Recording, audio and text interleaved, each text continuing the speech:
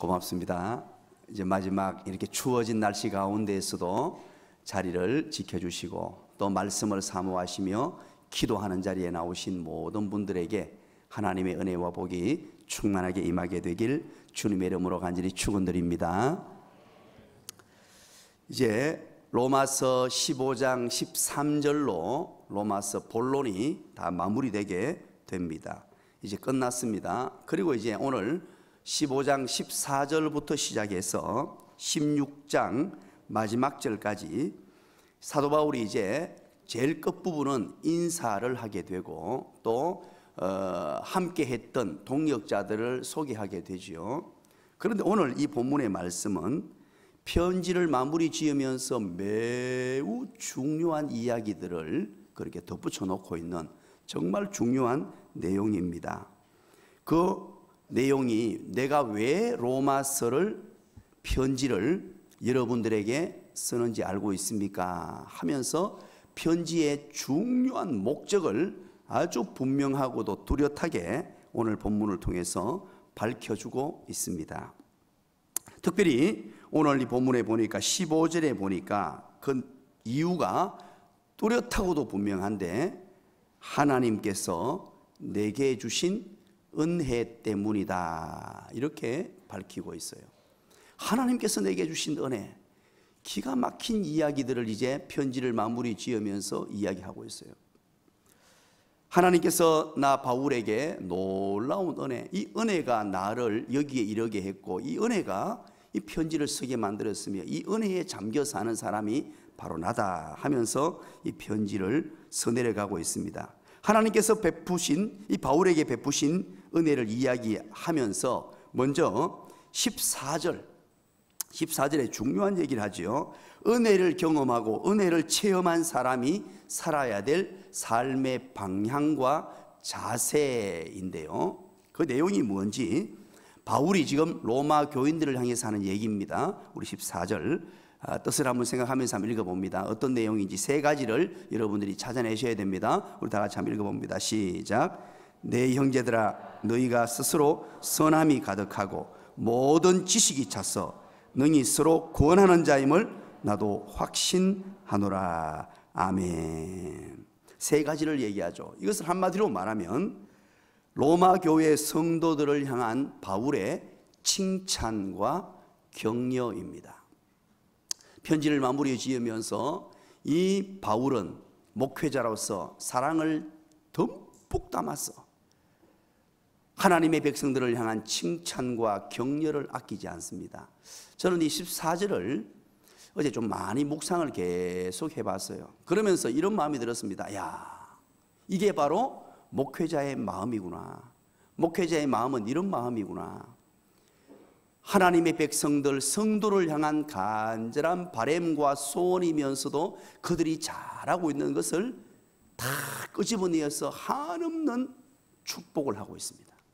한없는 사랑의 언어로 그들을 향해서 위로하며 격려하고 있습니다. 그게 뭐냐? 이 칭찬과 격려, 바로 선한 사람입니다 하는 거예요. 여러분들은 정말로 선한 분들입니다. 그리고 또 한 가지는 뭡니까? 하나님의 말씀에 대한 지식이 가득한 분입니다. 하나님의 말씀을 알려고 애를 썼고 하나님의 말씀에 대한 사모함이 있으며 지금까지 하나님의 말씀을 중심으로 살려고 발부둥 치는 여러분들의 모습을 축복합니다. 여러분들이 그런 삶을 살아서요 하나님의 말씀을 너무너무 가슴에 담고 싶어하고 말씀에 대한 지식으로 가득 차 있는 분이 바로 여러분들입니다. 그리고 또 한 가지가 뭡니까? 바로 서로 도우며 위로하며 살아가는 하나님의 백성들입니다. 이렇게 칭찬합니다. 여러분들의 삶을 봤을 때 어려운 가운데 여러 가지 문제도 있었지만 그럼에도 불구하고 여러분들은 서로 도우며 서로 하나가 되기를 힘썼고 서로 위로하며 살아가는 진짜 하나님의 백성들입니다. 여러분 그동안 얼마나 이 세상을 살아가는데 힘이 드셨습니까? 하면서 14절의 말씀을 이야기합니다. 이것 얼핏 보기는 여러분 오해하지 마십시오. 그냥 이제 바울이 편지를 마무리 지으면서 그냥 입에 바른 소리 한번 칭찬 한번 해주는구나, 마무리 지으면서 이렇게 좋게 이야기하려고 하는구나, 그것 아니에요. 오늘 이 본문에 확신하노라 라는 단어가 있습니다. 이 14절의 말씀에 확신하노라, 이것은 헬라어 어법상요 그냥 대충 한번 해보는 소리가 아니에요. 나 자신이 또한 이미 확신을 가진 상태란 뜻인데요, 페페이스마이라는 단어는 완료형 수동태입니다.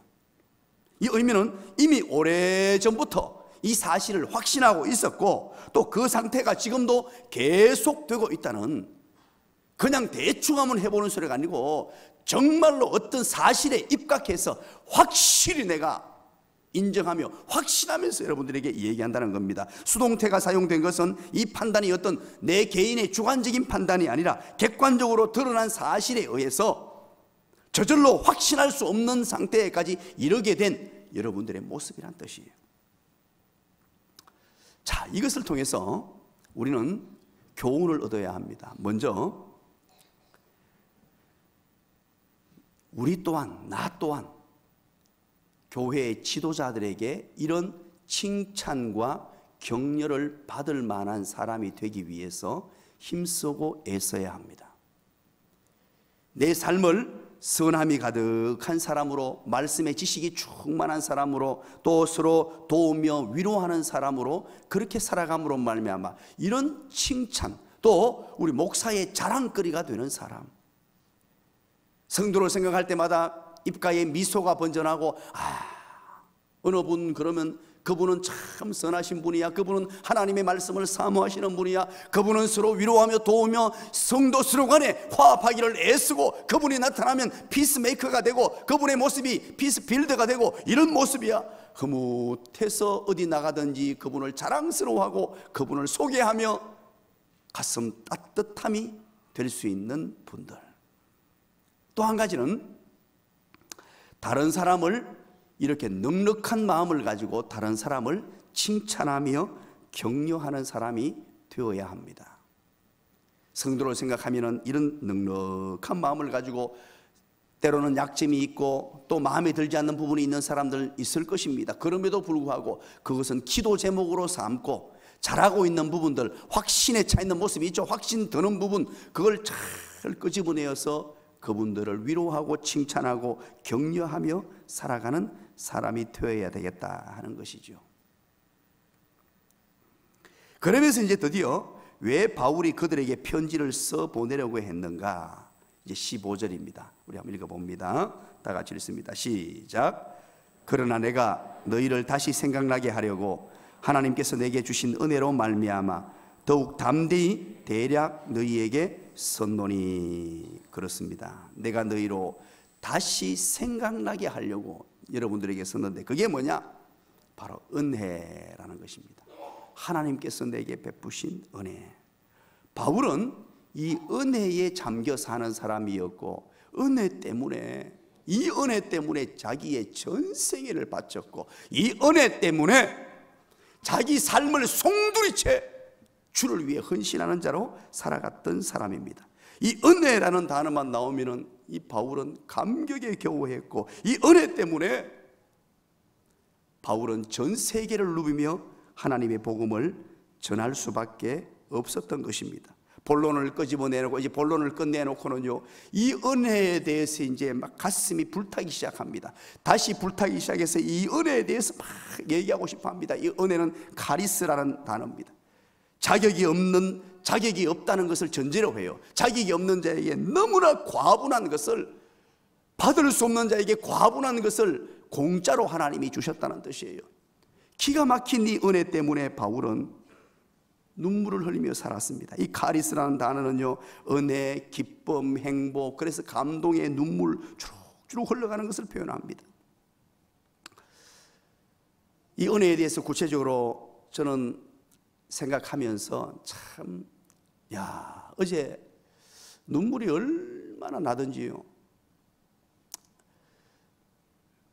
강단에서 자리에서 벌떡 일어났습니다. 그리고 이곳에 서서 혼자 찬송을 불렀어요. 이 은혜 때문에 내가 지금까지 지내온 것은, 저의 삶을 송두리째 한번 다 끄집어내어 보았습니다. 가난한 집에 태어나서 지금까지 살아오면서 하나님의 은혜가 아니었으면 어떠했을까? 목회 여정 가운데에서도 수많은 일들이 있었습니다만 지금까지 모든 것들 하나님의 은혜고, 또 그런데 내가 어떻게 하나님의 자녀가 되었냐는 것입니다. 내가 하나님의 자녀가 된 것, 이것 또한 이런 말로 할 수 없는, 어떤 표현으로도 할 수 없는 하나님의 은혜예요. 내가 지금 이 자리에 서 있는 것 또한 이 부족한 사람을 어떻게 목사로 하나님이 세우셔서 하나님의 복음을 전하는 자로, 성도를 섬기는 자로 이렇게 세워주셨느냐. 기가 막힌 은혜예요.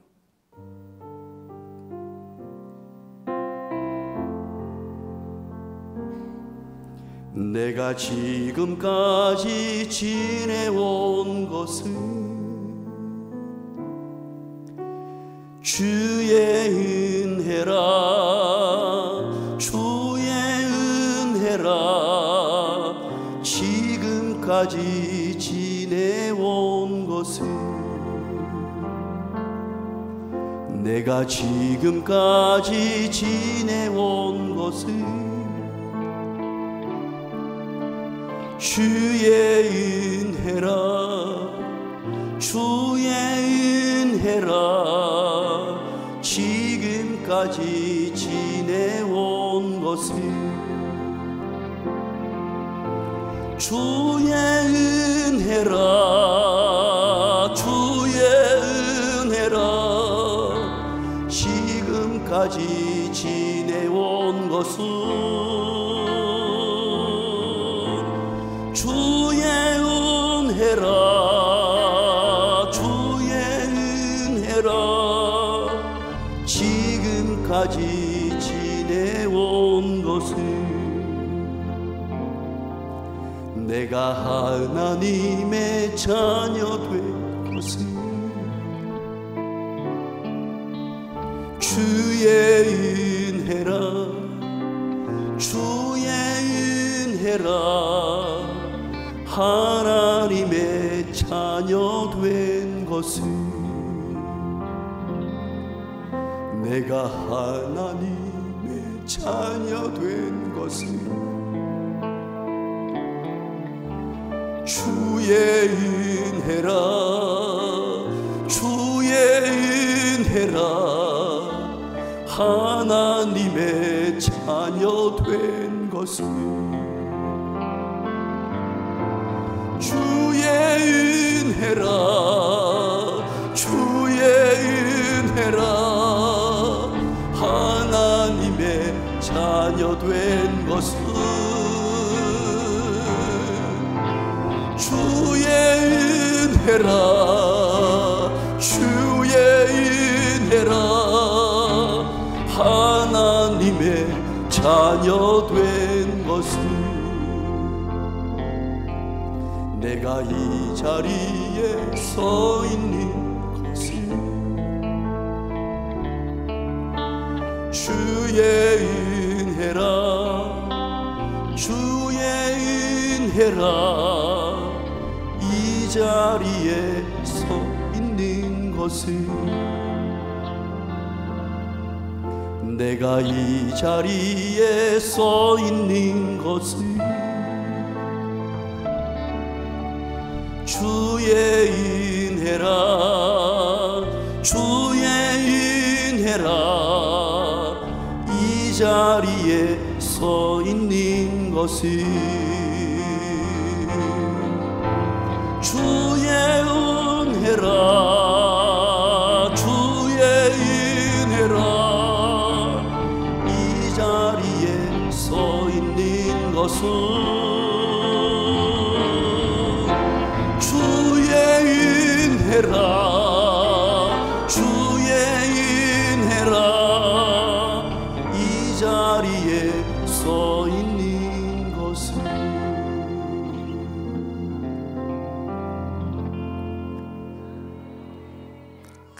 이 찬양이 제 가슴을 울리기 시작하는데요, 얼마나 많이 울었는지 하루 종일 울었던 것 같아요.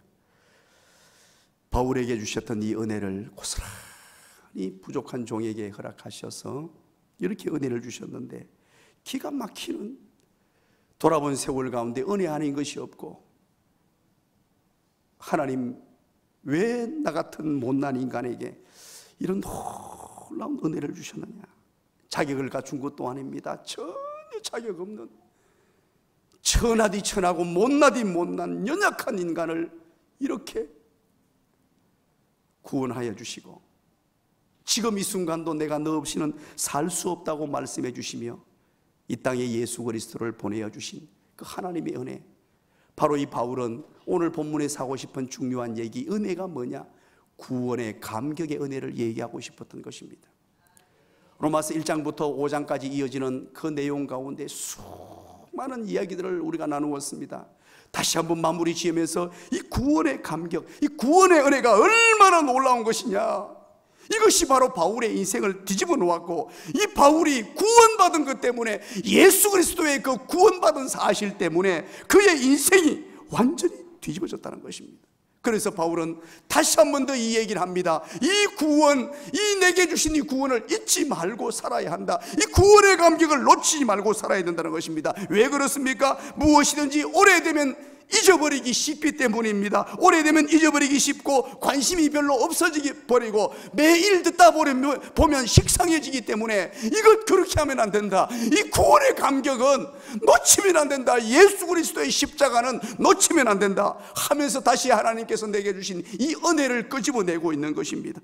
여러분 생각해 보시기 바랍니다. 역사가 오래된 교회일수록 복음이 죽어있기가 쉽습니다. 역사가 50년 60년 넘어갔다 그러면요, 교회가 십자가가 없어져 버린 것 같습니다. 예수 그리스도의 십자가의 피가 말라버리는 것 같아요. 예수 그리스도의 십자가 얘기가 나와도 감동이 없습니다. 감격이 없습니다.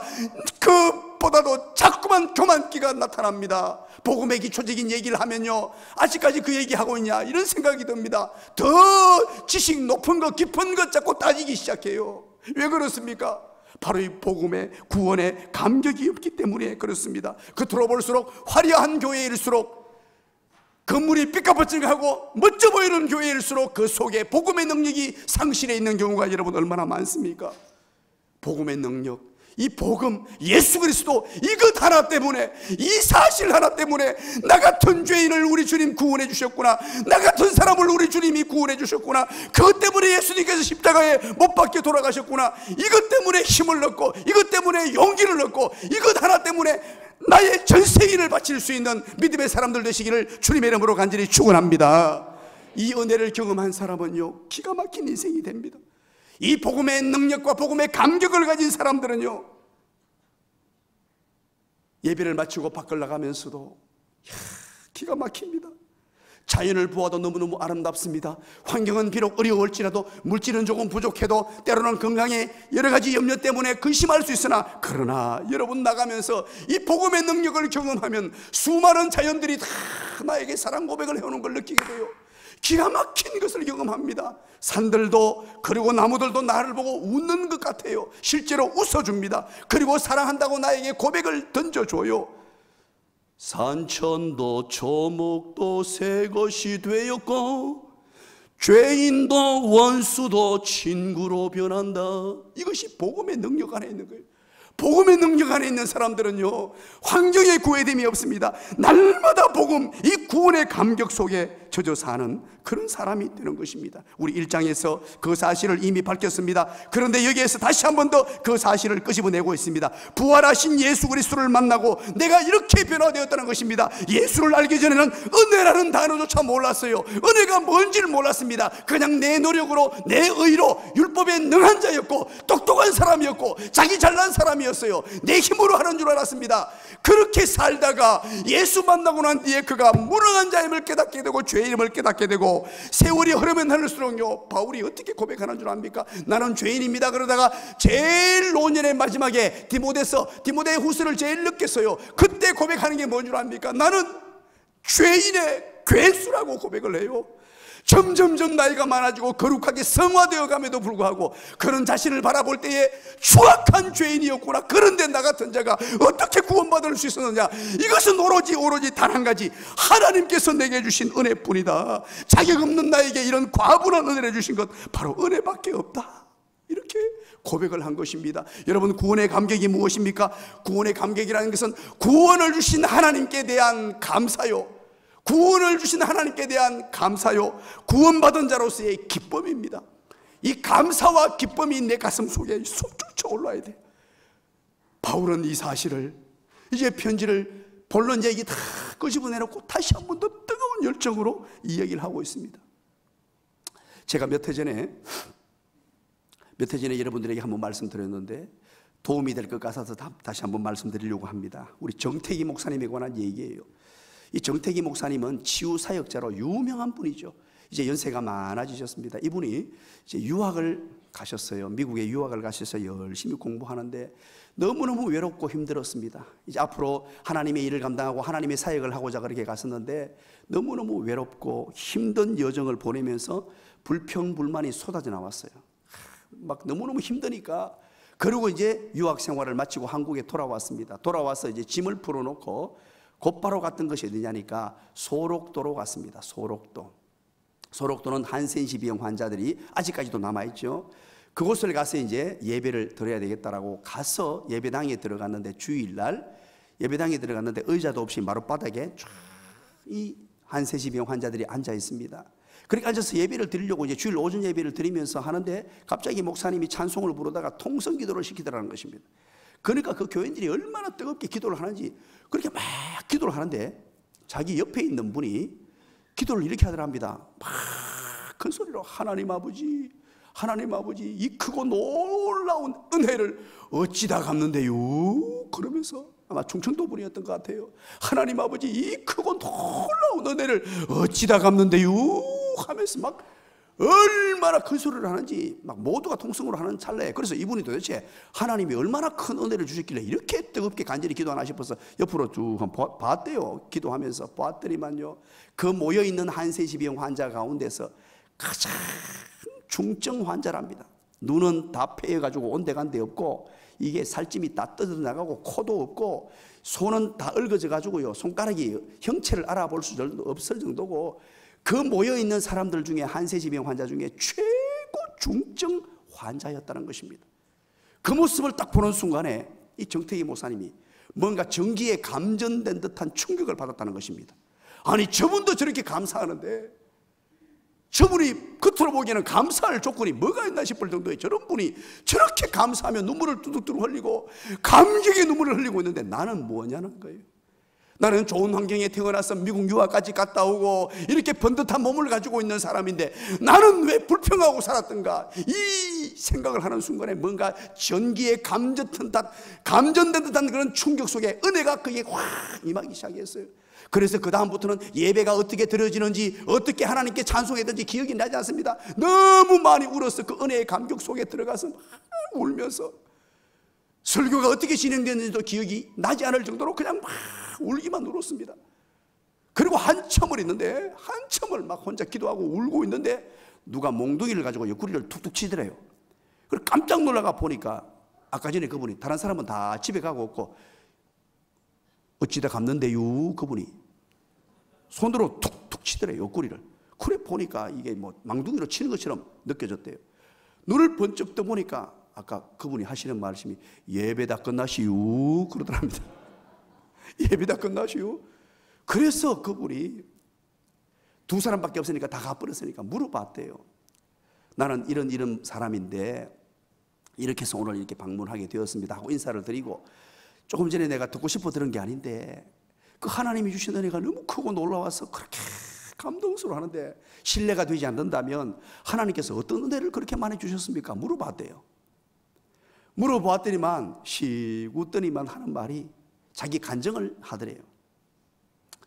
자기 아내와 함께 이제 17년을 살았답니다. 아내와 결혼해가지고 17년을 살면서 애들도 낳고 그렇게 행복하게 살았대요. 아내를 너무 사랑했고 아내도 자기를 너무 사랑했고 자식들도 너무 귀했고 그렇게 행복한 여정을 살다가 갑자기 이 한센시 병이 발병이 되었대요. 이 병이 발병되고 나니까 기가 막힌 일이 발생했답니다. 그렇게 사랑으로 한 가족을 이루며 살았는데 이 아내가 조용히 애들 데리고 도망을 갔답니다. 사라지고 없고 찾아도 어디 온데간데 없이 사라져버리고, 그리고 형님도 동생들도 아예 연을 끊어버리고 주변 사람들이 다 도망가고 떠나가더랍니다. 그리고 막바지까지 자기를 눈물 지으면서 바라봐주던 어머니, 아버지도 아들아 미안하다, 미안하다 울면서 자기를 버리더래요. 그러니까 이분이요, 어디 갈 데가 없잖아요. 다 버림받아서니까 이제 죽으려고, 야, 내 인생이 이렇구나 하고 죽으려고 이제 낭떠러지에 가서 떨어져 보기도 하고 온갖 수를 써봐도 이게 안 죽더라는 거예요. 사람 목숨이란 게 잘 안 죽더라는 거예요. 그래가지고 흘러가지고 소록도까지 들어오게 됐다는 것입니다. 나 같은 사람들이 모여 사는 곳이 있다 해서, 그래서 흘러 소록도로 들어가는데 거기에서 예수님을 만난 거예요. 모든 사람이 처자식도 버리고 부모조차 버리는 나를 하나님의 말씀을 펼쳐 읽기만 하면 나는 너를 사랑한다, 나는 너를 사랑할 정도가 아니고 존귀히 여긴다, 너는 나의 보배다. 끊임없이 하나님의 이 말씀이 들려지는데, 그래서 나 같은 사람 때문에 십자가에 우리 주님께서 못 박혀 돌아가셨다, 이 사실을 깨닫고 나니까요, 이분이 이게 왜 너래냐, 사람도 버리고 부모도 버리는 나를 우리 주님께서 나를 이처럼 사랑하신다니, 이 은혜가 무엇으로 다 갚겠습니까? 이 은혜, 이 고백을 하더랍니다. 사랑하는 여러분, 이게 바로 복음입니다. 복음. 이 복음의 능력을 안고 살아야 됩니다. 사람에 따라 감격의 정도는 차이가 있습니다. 어떤 사람은 이 복음의 능력이요, 감격이 강하게 나타날 수 있어요. 어떤 사람에게는 냉정을 잃지 않을 정도로 나타납니다. 어떤 사람에게는 황홀하게 나타납니다. 어떤 사람에게는 와 너무 좋다 이 정도로 나타나기도 합니다. 또 어떤 사람들은요, 정도의 차이는 있지만 이런 내 환경과 내 상황에 맞게 이런 구원의 감격이 내게 스며들어요. 때로는 주체할 수 없는 눈물을 허락하시기도 하시고, 때로는 이 사실 때문에 세상 모든 어려움이 있어도 그것 문제가 되지 않도록 하나님이 만들어 주시기도 합니다. 그런데 왜 이렇게 우리는 구원의 감격을 놓쳐버리고 살까요? 그것은 다름이 아닙니다. 우리가 연약한 육신을 입고 있기 때문에 그래요. 그래서 육신을 입고 있기 때문에 복음을 깨닫지 못하면 평생 이 감격 없이 살아요. 복음을 깨닫지 못하면 여러분 신앙생활에도 마찬가지입니다. 이 기억하셔야 돼요. 복음의 이 진수를 깨닫지 못하면 이 기쁨, 이 감사를 모르고 살아요. 또 복음의 감격과 기쁨을 얻었다는 사람들도 세월이 흐르면 식기가 쉽습니다. 이거 여러분 기억하셔야 돼요. 그리고 세 번째는 죄를 범하든지 영적으로 병이 들면 사라져 버립니다. 그래서 여러분 이 평상의 삶 가운데 이 구원의 감격이 없다 그러면 빨리 점검하셔야 돼요. 이거 놓쳐버리면요, 신앙생활의 재미가 아무것도 없어요. 그냥 사회생활 하는 거나 똑같아요. 신앙생활이 이걸 놓쳐버리면요 정말 불쌍하게 신앙생활을 하는 것입니다. 세월이 오래됐다고 직분을 받았습니다. 직분을 받아도 그 일이 무거운 짐이 돼요. 짐이 돼. 일하는 것이 짐이 되고 기쁨이 없고, 예배당에 나와서 예배 드리는 것이 짐이 되어서 힘겹고 다른 이유가 없습니다. 이 감격이 없기 때문에 그래요. 그러면 여러분 어떻게 해야 됩니까? 날마다 이 감격을 회복하려면 예수 그리스도에 대해서 계속해서 묵상을 해야 됩니다. 예수 그리스도의 십자가에 대해서 날마다 생각하셔야 됩니다. 그리스도에 대해서 배워야 합니다. 날마다 하나님의 말씀을 읽고 또 읽으면서 하나님께서 내게 베푸신 이 사랑을 계속해서 배우고 연구해야 됩니다. 그래야만 이 감격을 놓치지 않습니다. 새롭게 솟아오릅니다. 예수님에 대해서 깨달아야 하고 묵상해야 됩니다. 또 그 예수 안에서, 예수님의 메시지 안에서 내가 내 몸을 다 바쳐야 됩니다. 그래서 언제든지 예수, 십자가, 구원, 죄사함, 영생, 하나님의 나라, 이런 기본 메시지들을 놓치지 말아야 돼요. 사단은 끊임없이 우리를 교만길을 떨게 만들어요. 그거 다 안다고 생각하게 만듭니다. 하나님의 사랑과 은혜가 얼마나 부유하고 넓고 깊은데 그걸 다 알아요. 신앙생활을 해보면 해볼수록 더 깊고 더 넓은 것이 그 십자가의 은혜예요. 그 깊은 속으로 또 빠져들고 또 빠져들고 다시 한 번 더 이 기본적인 메시지를 내 인생의 근간을 만들고 뿌리를 만들고 날마다 매일매일 예수 십자가를 가슴에 담고 살아야 돼요. 그러면 평생 죽을 때까지 이 감격을 놓치지 않을 수 있어요. 사단은 우리가 그렇게 사는 것을 원치 않습니다. 이제 사단이 원하는 것은 그만하면 됐다, 이제 신앙생활 그만됐고 중직도 그만하면 중직이 됐고 너 잘 아니까 이제 좀 더 깊이 있는 것, 좀 더 많은 것 자꾸만 이렇게 해서 지적 욕구를 일으켜 가지고요 엉뚱한 데 신경 쓰게 만들고 복음과 상관없는, 물론 우리가 성경을 깊이 있게 넓이 있게 알아야 돼요. 알아야 되는 것 정상적이에요. 그래서 우리가 말씀을 배워야 됩니다. 그런데 그 배우는 목적도 예수 그리스도예요. 예수 그리스도. 내 어떤 지적 만족이 아니에요. 내 어떤 알을 충족하기 위한 것이 아니에요. 예수 그리스도 복음의 능력, 하나님께서 내게 하신 일, 성경은 창세기부터 계시록까지 그 얘기를 담고 있습니다.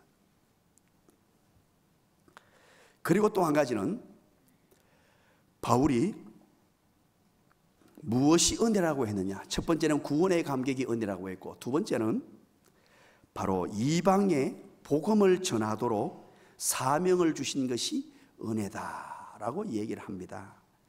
우리 16절에 보면 이 은혜는 이라고 소개를 합니다. 16절에 이 은혜는 곧나로 이방인을 위하여 그리스도 예수의 일꾼이 되도록 했다는 거예요.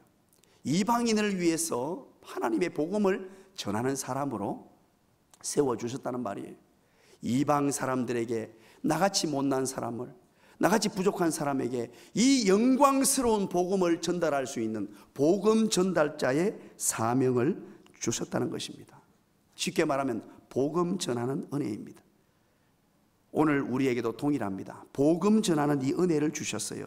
복음 전할 사명이 바울에게만 있는 것이 아니고 오늘 우리에게도 동일하게 있습니다. 이것을 느끼지 못하는 이유는 단 한 가지 이유입니다. 바로 구원의 감격이 없으면 이것이 동시에 사라집니다. 이것은 늘 구원의 감격과 함께 따라다닙니다. 구원의 감격이 내게 주어지고 구원의 은혜들이 내 속에 꿈틀거리면 동시다발적으로 바로 복음 전하는 은혜 속에 머물게 돼요. 어떤 이유를 대건 어떤 핑계를 대건 정말로 내게 복음의 능력이 상실되고 복음의 은혜가 상실되고 복음의 감격이 없으면 복음 전하지 않아요. 오늘날 이 시대가 바로 그런 시대가 되지는 않았는가 하는 것입니다. 자, 이제 그렇다면 왜 복음 전하는 것이 은혜인가? 정말 중요한 얘기를 지금 이제 16절부터 하고 있어요. 복음 전하는 것이 왜 은혜인가? 도대체 바울은 이 심도 깊은 정말로 깊이 있는 믿음의 세계 이야기를 지금 펼쳐나갑니다. 그 구체적인 얘기를 세 가지로 펼쳐나가는데요. 도대체 복음 전하는 것이 왜 은혜인가? 내일 새벽에 우리가 살피려고 합니다. 여러분 듣고 싶어서 지금 막 두 눈을 초롱초롱 뜨고 있는데 시간이 다 돼가지고 내일 새벽에 이 본문을 우리가 그냥 건너뛸 수 없어요. 그러면 여러분 보세요. 이제 이 새벽에 로마서를 다 못 끝내겠습니다. 제가 끝내드리려고 하다가 14장에부터 제가 이게 머물러 가지고요, 제 마음이 떠나질 않았습니다. 40개 딱 만들어 놓았는데 뭐 어떻게 하려고 다 계획을 잡고 들어왔는데 이게 도무지 멈출 수 없어서 이렇게 조금 중요한 부분들은 하나님이 감동 주시는 것은 길게 했어요. 그러면 이제 이게 언제 하느냐? 뒤에 부분 이제 15장, 16장을 언제 하느냐? 우리 주일날 오전에 해드리겠습니다. 오전에 차곡차곡 마무리 짓고 또 다음으로 넘어가도록 할 테니까, 목사님 로마서 마무리 짓고 싶은데 이런 분들 아무 염려하지 마십시오. 옆에 사람에게 얘기해 주세요. 염려 하나 안 해도 됩니다. 가르쳐 주세요. 자, 오늘도 이렇게 참 추워진 날씨 가운데에서 하나님 앞에 나왔습니다. 내게 주신 은혜, 이 십자가의 은혜를 다시 한번 묵상하십시다. 여러 가지 환경적 요인들이나 내 인생에 살아온 어떤 것 때문에 이것을 자꾸만 사단은 사라지기를 원하게 만들고 이 감격 속에서 젖지 않기를 원해요. 우리가 이 구원의 감격, 하나님께서 구원을 베푸신 것에 대한 감사, 구원 때문에 주어진 이 기쁨, 이건 놓치지 않고 사는 인생들. 바울은 이것 때문에 전생애를 바쳤고 로마서 처음부터 끝까지 바로 이 얘기였습니다. 우리 또한 이 구원의 감격 속에 살 수 있도록 십자가의 능력이 내게 가득 차게 해달라고 기도해 주시고, 또 여러분들 개인을 위해서, 여러분들의 가정을 위해서, 또 기도하는 소원들, 기도하는 제목들, 옆에 있는 아이들 여러분 꼭 안고 이제 안수도 해주시고, 안수한다는 말은 그만큼 사랑과 정성을 다 쏟는다는 뜻이에요. 뭐 다른 의미가 없습니다. 사랑과 정성을 다 쏟는다는 뜻이에요. 안수도 해주시고 그렇게 하나님 앞에 기도하는 시간 되기를 원합니다. 우리 모두 한번 하나님 앞에 두 손을 높여 드리겠습니다. 하나님 사랑하시는 자가 왔습니다.